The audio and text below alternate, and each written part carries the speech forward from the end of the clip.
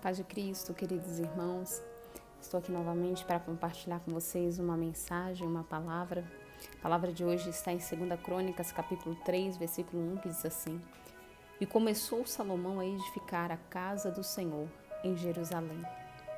É interessante que nós temos 3 tipos de casas, né? Temos a casa do Senhor, que é o templo onde nós vamos, adoramos a Deus. Existe a nossa casa, que é o nosso lar, mas existe uma casa também que é o nosso coração, que é uma casa que é o lugar onde o Senhor Deus realmente habita. E onde Salomão começou a edificar essa casa? No vídeo passado eu tinha falado da importância do começo, que nós devemos começar bem as coisas, porque aquilo que nós começamos bem tem uma maior probabilidade de acabar bem. Salomão edificou essa casa, esse templo ao Senhor. A Bíblia fala aqui no Monte Moriá, onde o Senhor tinha mostrado a Davi, seu pai. No Monte Moriá, nós sabemos um acontecimento muito importante que aconteceu no Monte Moriá. Foi justamente nesse monte onde Abraão ofereceu Isaque ao Senhor Deus como sacrifício vivo. Sabe, se nós queremos realmente sermos uma casa, sermos uma pessoa firmada na palavra, no evangelho, nós temos que entender que a nossa vida, muitas vezes, ela vai estar pautada numa vida de renúncias. O evangelho é renúncias. A palavra do Senhor Deus diz: quem quiser vir após mim, dia após dia, negue-se a si mesmo e tome a sua cruz. Por amor a Cristo, por amor ao Evangelho, nós renunciamos, nós negamos o nosso eu, negamos as nossas vontades, negamos os nossos desejos, abrimos mão de algo que muito queríamos para simplesmente agradar ao nosso Deus.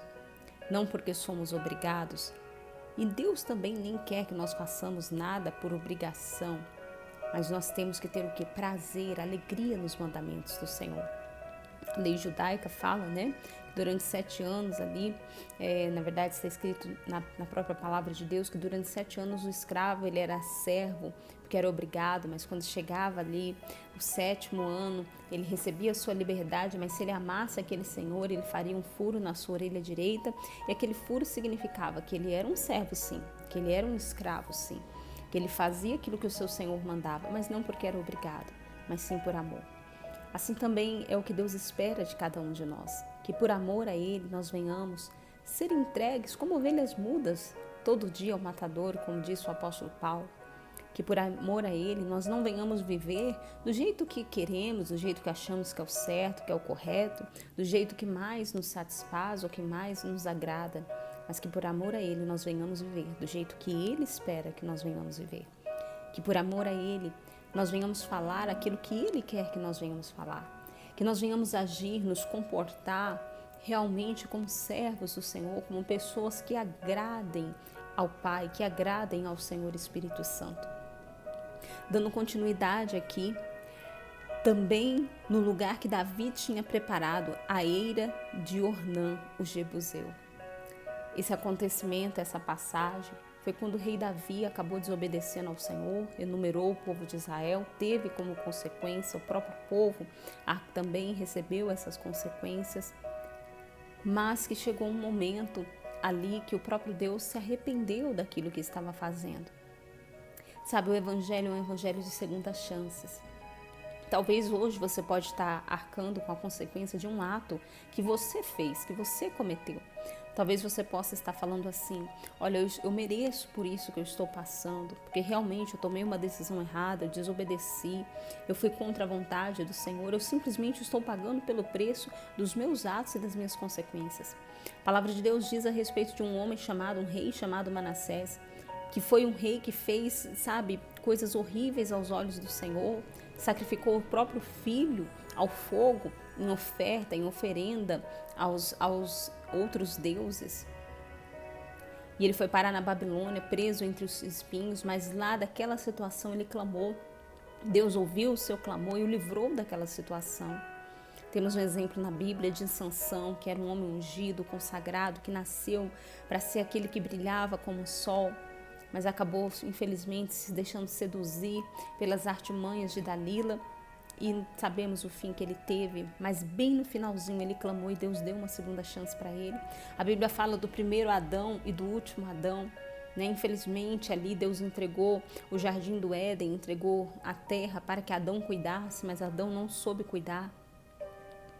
Mas aí o Senhor Jesus veio para nos dar uma segunda chance. Então, essa casa que Salomão edificou estava edificada em cima de duas coisas. Primeiro, na renúncia. A nossa vida tem que ser uma vida de renúncia. A própria palavra de Deus diz: quem quiser vir após mim, negue-se a si mesmo e tome a sua cruz. Mas também o evangelho é um evangelho de segunda chance. Sabe, se você, o simples fato de você respirar, de você ter esse fôlego de vida, eu quero dizer para você que por enquanto você tiver o fôlego de vida, você tem uma segunda chance. Deus está te dando uma segunda chance. Não importa o que você tenha feito, não importa a atitude que você tenha tomado, clame pela misericórdia do Senhor. Deus esperava que Adão tivesse clamado pela misericórdia, mas o problema é que quando Adão foi questionado, Adão colocou a culpa na Eva. Não, chegue diante de Deus e fale: Deus, eu fiz isso mesmo. Eu reconheço que errei, reconheço as minhas falhas, mas que o Senhor possa ter misericórdia de mim. Assim como quando Caim matou Abel, o próprio Caim clamou ali pela misericórdia de Deus, falando: Deus, as pessoas, quando me verem, o que vão fazer comigo? Deus teve misericórdia de Caim. Clame a Deus pela misericórdia. Independente ou não, se você está arcando com uma consequência de um ato que realmente foi seu, nunca se esqueça que Jesus morreu naquela cruz para nos salvar, para nos perdoar. E a Bíblia fala: se confessarmos os nossos pecados, Ele, Deus, é fiel e justo para nos perdoar. A palavra de Deus diz que ainda que nós sejamos infiéis, todavia Ele permanece fiel. Clame a Deus pela misericórdia. Não existe situação que Deus não possa converter. Não há situação que Deus não possa transformar, que Deus não possa mudar. Mas às vezes tudo que Deus, que o Espírito Santo está esperando de você, é que você clame a Ele pela misericórdia e peça o perdão do Senhor. Que Deus abençoe e fiquem todos na bênção e na santa paz de Deus.